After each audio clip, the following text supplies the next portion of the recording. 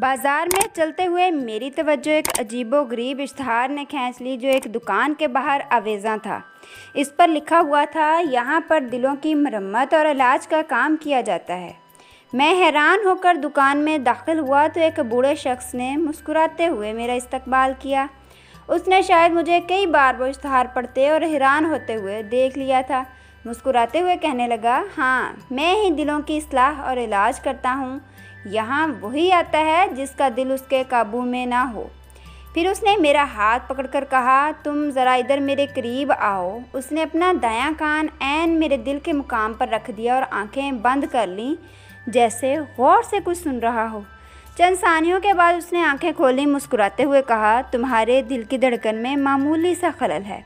मेरे बेटे, तुम घबराओ नहीं, तुम्हारा इलाज तो बहुत आसान है और तुम्हारे लिए दुआ बहुत मामूली सी है।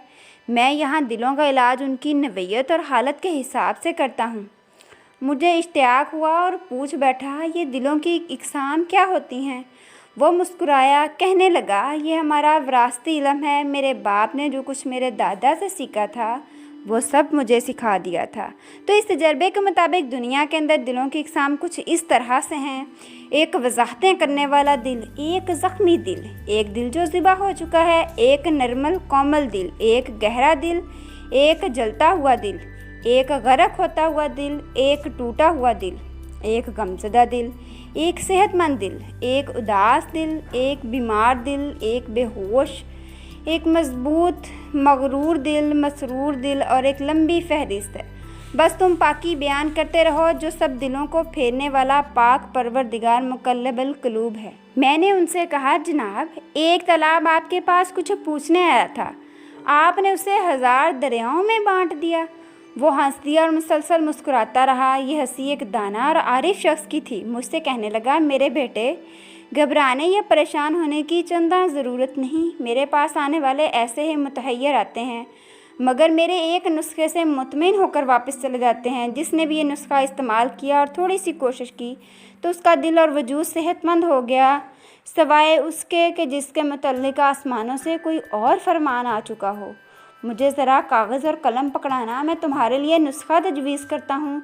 मेरे बेटे, तुम्हारा रिज़्क तकसीम हो चुका है, जो कोशिश से तुम हासिल कर सकते हो, लिहाजा ज़रूरत से ज़्यादा हासिल करने में ख़ुद को हल्कान मत करो। तकदीर का लिखा नागज़ीर है, जो होना है वो होगा, लिहाजा घबराने से कुछ हासिल नहीं। और तुम्हारा दोस्त आज जो बेबस है, दर हकीकत वो तुम्हारी मदद नहीं कर सकता, इसलिए उससे तवक्कुआत वाबस्ता करना तर्क कर दो। जो दुश्मनी करता है वो कमज़ोर होता है, लिहाजा दुश्मनों का सामना बिला खौफ व ख़तर करना, उनसे डरना मत। अपने दिल को 3 चीज़ों से पाक कर लो, नफ़रत, कीना, बुग़्ज़ और रियाकारी। इसे 3 चीज़ों से मुज़य्यन कर लो, ईमानदारी, तकवा, इखलास। और 3 बातें कभी न भूलना, अपने परवरदिगार के हुज़ूर अदब से सरख़म तस्लीम करना, रहमतुल लिल आलमीन सल्लल्लाहु अलैहि वसल्लम से मोहब्बत, खुशहाली और मुश्किलात हर हाल में खालिक का मुस्तकिल शुक्रिया अदा करना। सुनो, मखलूक के हाल को उसके खालिक पर छोड़ दो, खुद को दुरुस्त करने में मशगूल हो जाओ, ना कि दूसरों को। 3 चीज़ें अपने अंदर पैदा कर लो, एक याद रखने वाली ज़ुबान, बर्दाश्त करने वाला साबर जिस्म, समझने और जानने वाला अक्लमंद दिमाग। 3 चीज़ों से दूर भागते रहो, लोगों में बैठकर दूसरों की बातें करना, ऐसे बेकार लोगों में बैठना जो सिर्फ बातें करते हों और वो भी दूसरों के ऐबों की। तो ऐसे लोगों से बचते रहना, क्योंकि घरों में गुर्बत और इफलास इन्हीं के सबब डेरा डालती है। जो अपना वक्त दूसरों के मुतल्लिक बातें करते हुए ज़ाया करते हैं, अपनी दवा ले लो, बर वक्त खा लेना, अल्लाह आपको शिफा बख्शेगा।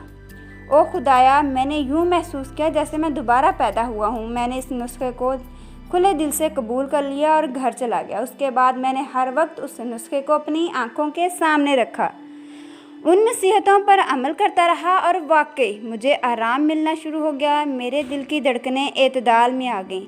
ये ज़िंदगी गुजारने का ऐसा तरीका था जिस पर अमल करते हैं तो दिल को हयात नौ मिलती है, रूह फ़ख्र व इंबसात से भर जाती है और आप दिलो जान से खुश व खुर्रम रहना शुरू हो जाते हैं।